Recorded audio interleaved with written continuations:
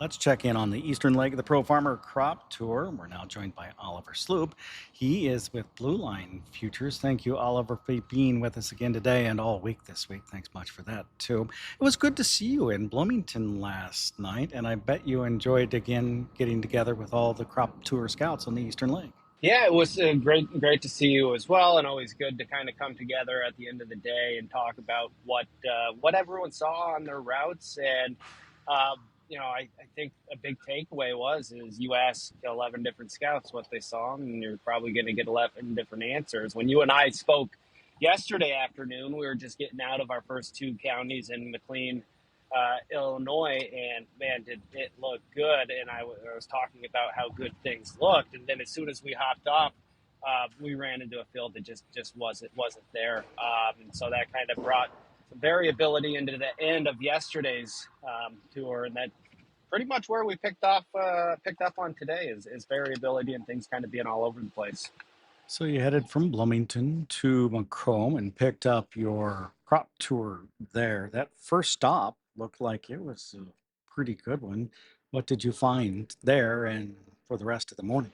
Yeah, it was pretty good shape. We had a good yield check there. The further west that we are going, it has dried out quite a bit. So that's something of note. I think a lot of the variability that we saw was early in our route in Macomb and then Christian County, just kind of all over the map there.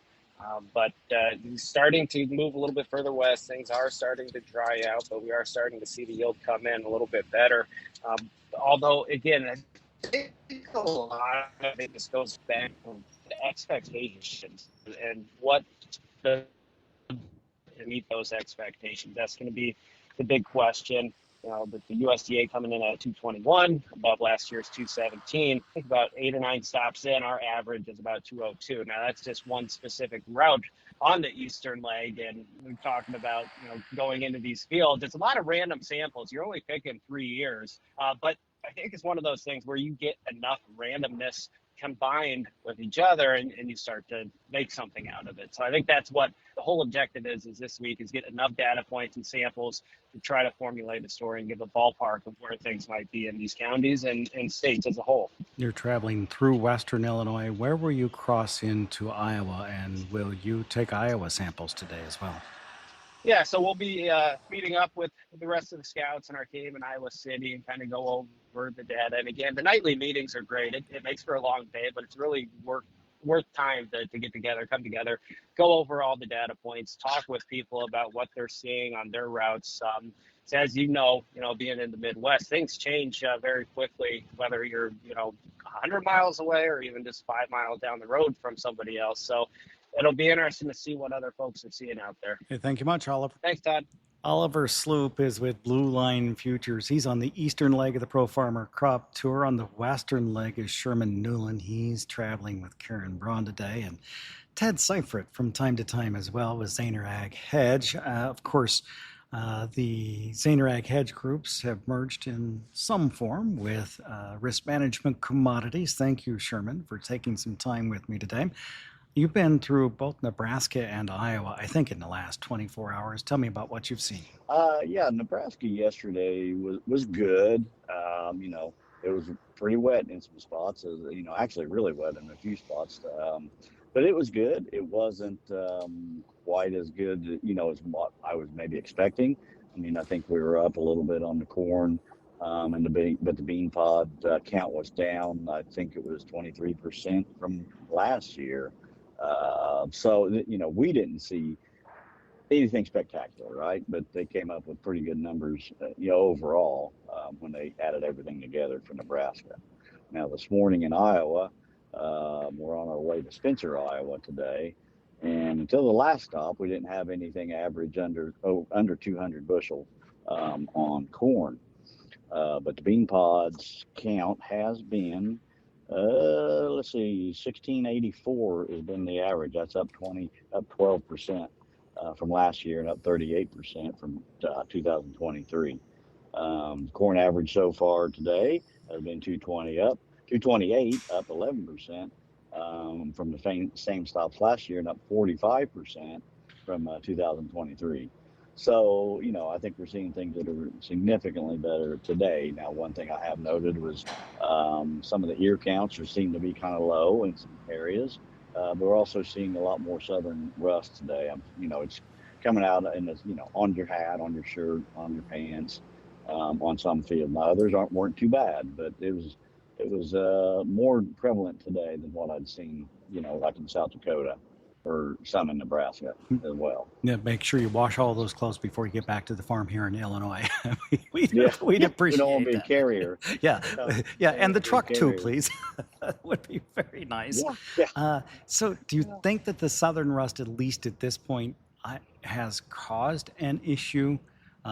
It could still, I suppose, but it depends kind of on how far along the crop is. Right, exactly. A lot of the corn's, indent or close to it. And a lot of the rust, other than a couple of fields, was down, below the ear, so it wasn't up in the canopy. That doesn't mean it can't spread more, I suppose. But I mean, it could, hurt it a little bit, but I don't think at this point it's going to be, for what we've seen, significant enough to bring the average down a whole lot. Of the tour to date, have you been impressed? Yes, yeah, better than what we've seen a lot of years. I mean, especially when you think about South Dakota. I mean, like I said, our tour yesterday was just I'd say just a little above average. Corn wise, below average for sure on beans. I mean, everything's still pretty lush and green. I mean, we're walking in fields with not a lot of shortness of moisture for these fields out here. I don't know. Some more rain probably wouldn't hurt, but the cool weather is really going to help things immensely with everything here for the next 2 or 3 weeks as well. You think the finish will be early for them? Um, I don't know. I don't foresee it being too early. I mean, some of it, of course, depends on when you got it planted, but I think it's just going to be more of a normal type finish and start to harvest, the way it looks to me. Have you talked to many farmers in the area, and what are they telling you? Just about every day. It seems like now. Last year we didn't hardly talk to any, but we just talked to one a while ago. We talked to 2 or 3 yesterday. They seem to be pretty satisfied with what their crop is. Some are looking for some really good yields, and some are a little bit surprised from what maybe the numbers were that we told them, maybe down just a little bit. But it's the one thing I do notice though is ear counts compared to what we do in Illinois or just seem to be always a little bit lower. I'm not sure why, but I just the way it is. I mean, but overall, the farmers seem to be pleased with the crop. They're not real happy with prices, but that's part of it, right? Yeah, it is. I think if you had asked, I bet their planting population rates are lower as well. I think that's just generally what Yes, happens. they going do. to the I west. mean, yes, that's 100% right. I mean, they do start out with just a little bit lower population to begin with. So, I mean, it is what it is, from that standpoint. Hey, thanks much. I appreciate it. One last question. Your route, if I remember correctly, kind of parallels Interstate 29, but you're, I don't know, 40 miles east of that, going up the west side of Iowa. Is that correct? Yes, correct. We're actually heading into Cherokee, Iowa right now. So, yeah, we kind of come up, then we go west, and we go back east, and then we end up on 29 heading into Spencer. All right. Thank you much. We'll talk with you again tomorrow. You bet. Thanks. Sherman Newland is with Risk Management Commodities. It is a division of Zaner Ag Hedge.